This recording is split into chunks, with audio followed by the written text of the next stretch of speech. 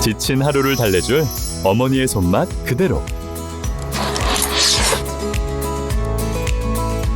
올바른 재료와 정성 담은 손질. 홍시로 완성한 달콤한 감칠맛. 집에서도 편하게 택배로 받아보세요. 매콤하게 땡기는 감칠맛. 장간의 양념게장. 검색창에 장간의 양념게장을 검색해보세요.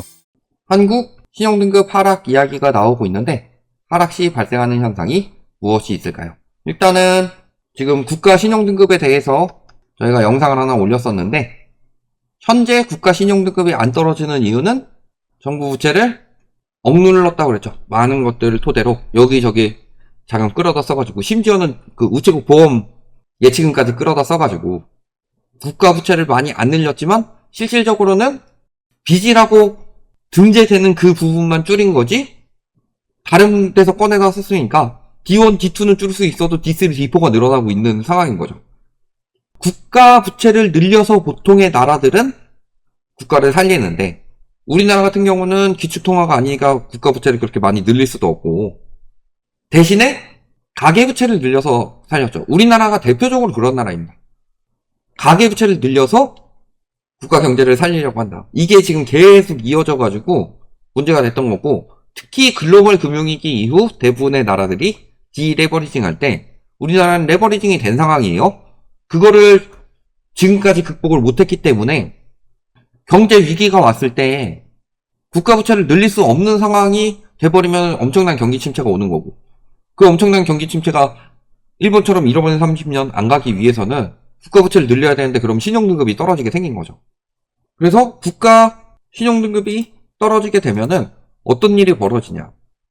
보통 국가 신용등급은 어떤 식으로 책정이 되냐면요. 국가 채무 이행 능력이 어느 정도 되느냐. 이게 높다면은 신용등급이 떨어질 이유가 없는 거고 이게 낮다면은 떨어질 가능성이 높다는 소리죠. 심지어 미국도 최근에 한번 강등이 됐었죠. 2011년. 그리고 12년 만에 또 한 번 강등이 됐죠. 왜 강등이 됐냐? 미국이 국가부채가 굉장히 높은데 이 상황에서 금리를 확 내리면서 국가부채를 엄청나게 풀었죠. 이게 코로나 때. 근데 인플레이션이 심해지니까 금리를 올렸고 그러면서 미국의 이자 비용이 굉장히 높아졌죠. 이거 미국의 이자 지급액 그래프입니다. 뭐 한 2020년 초까지만 하더라도 3분기까지만 하더라도 5조 850억 달러 정도였는데 지금은 그러니까 이 당시 대비로 20년 3분기에서 24년 1분기까지 거의 이자 비용이 2배로 늘었다. 그러면은 당연히 국가에서도 해줄 수 있는 부분이 떨어지고 그래서 금리를 낮추려고 하는 거죠.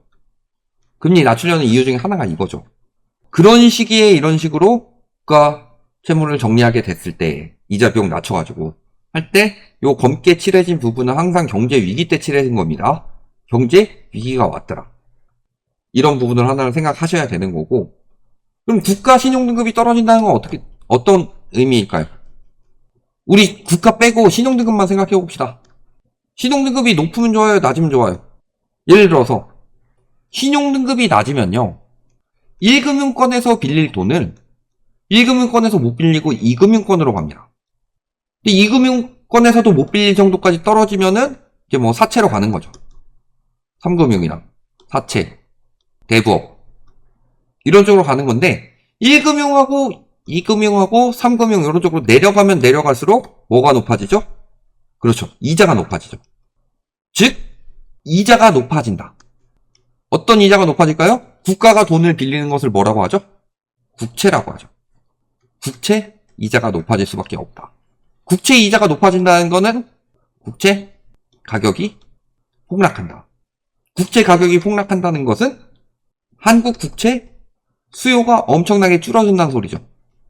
국채 수요가 줄어들고 국채 가격이 폭락하면은 국가 신용등급은 굉장히 빠르게 다시 떨어질 수 있다. 그리고 국채 수요가 떨어진다는 소리는 외국인 자본이 빠져나간다는 소리다. 외국인 자본이 빠져나간다는 소리는 원화 가치 급락을 말한다. 그래서 미국에서 금리 인하했을 때 초창기에는 달러 가치가 떨어집니다. 금리를 올리는 것이 화폐 가치를 올리는 것이고, 금리를 낮추는 것이 화폐 가치를 낮추는 것이죠. 근데 미국에서 금리를 낮추면은 초창기에는 화폐 가치가 떨어집니다. 달러 가치가.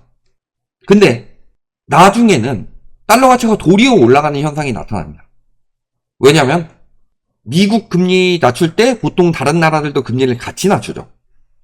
그럼 미국하고 한국이 있다고 해봅시다. 미국이 금리 낮추고 한국이 금리 낮춰요? 그러면은 한국에 돈을 줄까요? 미국에 돈을 줄까요? 미국은 기축통화이고, 그 다음에 국채 수익률이 높죠. 국채 수익률이 높다는 건 무슨 소리예요? 지금 금리가 높아서 국채 수익률이 높은데, 그러면 금리를 낮출 여력도 많고, 낮출 여력이 많다는 소리는 채권 가격이 올라갈 여력이 많죠. 즉 미국 채권의 수요가 늘어날 수밖에 없다. 그럼 미국 채권을 사겠어요? 한국 채권을 사겠어요? 지금 한국 내에서도 주식에서 지금 채권으로 외국인 자본이 이동하고 있죠. 요것마저도 팔고서 미국 채권으로 가게 되면서 나타나는 현상인데, 이게 모든 나라에서 일어나진 않는다. 어떤 나라에서 일어난다? 국가가 위태로운 나라들. 그러니까 이 나라에 돈을 계속 넣어놨다가는 내 자금이 망가지겠다. 원화 가치가 더 많이 떨어질 것 같다. 그러니까 차라리 달러로 옮기자. 이런 외국인들도 판단이 될 거 아니에요. 그러면은 어떤 나라들이 위험하다고 판단을 받느냐. 일단은 신용등급 하락하게 되면은 거의 100%로 외국인 자본이 빠지겠죠. 진짜 대부분의 외국인 자본들이 빠질 겁니다. 중간중간 너무 떨어졌다 싶을 때 잠깐씩 데드캣 바운스처럼 나오겠죠. 예를 들어서 이렇게 떨어지더라도 그냥 계속 떨어지진 않잖아요.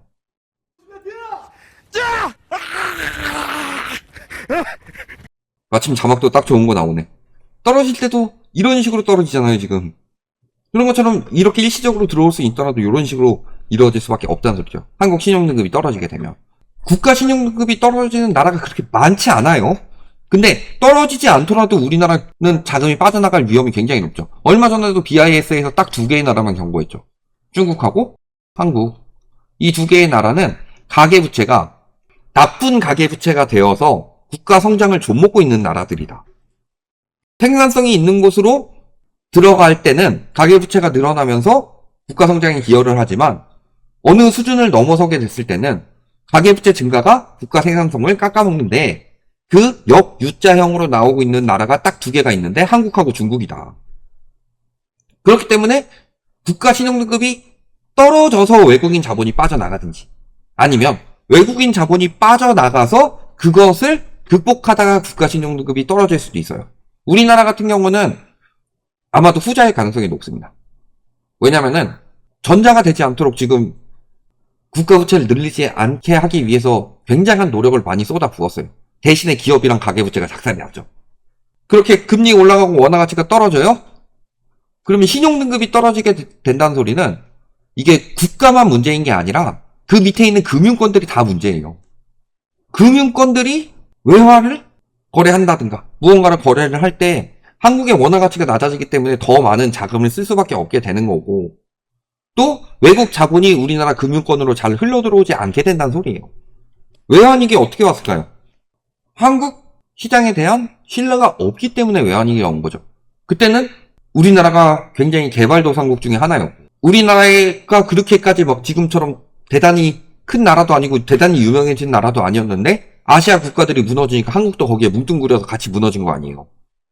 근데 우리나라 국가 신용등급에 가장 영향을 크게 미칠 만한 영향을 줄 수 있는 나라가 제가 봤을 땐 중국이다, 이번에. 중국 시장 자체가 굉장히 무너지고 있잖아요. 그러면은 중국이랑 굉장히 비슷한 시장을 가지고 있는 우리나라에 영향이 올 수밖에 없다는 소리죠. 그러면은 신용등급이 떨어져서 금융권에도 문제 생기고 국가에도 문제 생겨요? 수출, 수입할 때는 문제가 생길까요? 안 생길까요? 가격이 널뛸 텐데. 그러니까 한 달 전에 계약했는데 가치가 뚝 떨어져 봐요. 신뢰도가 떨어지겠죠. 환율이 널뛰기를 할 테고. 그러면은 신용등급에 악순환이 온다. 우리나라가 뭐 신흥국급은 아니더라도요. 자, 재작년에 국제금융센터에서 보고한 내용의 일부를 보시면요. 예를 들어 스리랑카 같은 나라가 지금 채무 불이행 및 이에 따른 대규모 시위가 언론에 회자되면서 신용등급 하락에 관심이 증가했고, 신용등급 하락 이후 또 다른 신용등급 하락이 나타날 가능성이 66%다. 셋 중에 둘은 그렇게 된다. 그리고 CCC- 이하 등급까지 떨어질 경우 반등 없이 디폴트로 이어졌으며 거의 90%가, 그 다음에 CCC에서 B- 등급의 경우 45%의 사례에 반등 없이 디폴트가 발생했다. 물론 우리나라는 저 정도 급까지는 아니더라도 디폴트가 난다는 소리가 아니에요. 근데 미국도 디폴트 이야기가 나왔고 미국도 신용등급이 떨어졌죠. 우리나라도 가능성이 없지 않아요. 결국은 부채 문제에서 나온 거고, 부채가 문제가 됐다는 거. 아까도 우리 왜 와가지고 뭐 집값 떨어지면 나라 망한다. 집값이 안 떨어져서 지금 계속 부채 돌려막기를 하고 있는 거란 말이에요. 부채 돌려막기 하는 거 걸리면 어떻게 돼요? 카드 돌려막기 하는 거 걸리면 신용등급 바로 떨어지죠. 1금융에서 돈 못 빌리죠. 똑같은 상황이 되는 거예요. 자금을 마련하기가 굉장히 힘들어진다. 자금을 마련하기 힘들어지면은 만일의 사태라든가 이런 것들, 국내에서 하는 일들은 그냥 원화 찍어서 하면 되겠지만 우리나라가 워낙 뭐 기축통화도 아니고 중기축통화도 안 되는데 그 신용등급이 떨어지면은 적어도 기축통화나 중기축통화 정도 되는 나라들은 그 나라의 화폐를 찾는 사람들이 수요가 많기 때문에 국가에 대해서 커다란 문제까지는 안 오더라도 우리나라 같은 경우는 굉장히 큰 문제가 오죠.